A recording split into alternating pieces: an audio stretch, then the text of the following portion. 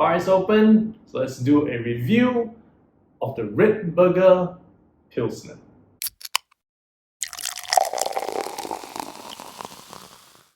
Hi there, SG Alcohol Guy here, making use of my Wines and Spirits certification, which includes a course on beers to give you honest reviews on the alcohols that I am tasting. And as mentioned, these reviews are purely on my own personal opinion, not to be used as the industry standard. And for today, I'm going to review a beer called the Radeberger Pilsner or Radeberger Pilsner. Not too sure how to pronounce it, but this is a beer from, Radeberg, Germany. And I purchased this because there was a review request from one of our viewers. Now this beer is at a retail price of 4.90 Singapore dollars per bottle.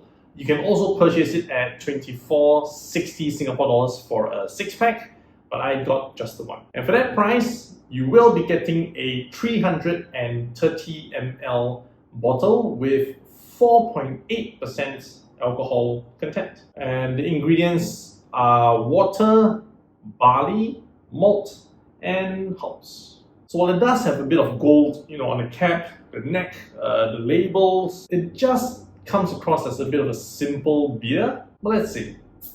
And as usual, I want to see how the color is, as well as the sense of the beer before I taste it. So here we go. And I always like to pour my beers, in such a way that there's a lot of foam in the glass. This is very intentional because I want the foams to be bubbling up in the glass, not in my stomach. And more importantly, how long the head takes to settle sometimes gives you an indication of how long the finish is going to be. In this case, not much head has formed, so I'm not expecting a very nice long finish. And color-wise, it's a little bit pale golden. It's not as bright golden as the last beer I reviewed.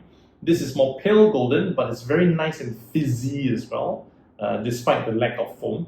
So looking forward to this one. Scent-wise, it comes across as a sweet beer. There's zero hint of bitterness at all.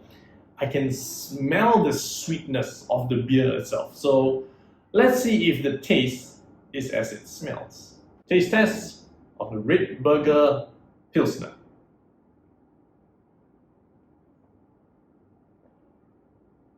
In extreme contrast to the smell, this is a bitter beer. Now that it's in my mouth, there's a metallic bitterness at the back of my tongue and at the top of my throat. It's almost like bitter medicine. And I think this is actually very characteristic of a German Pilsners. They do tend to be more bitter than other Pilsners out there.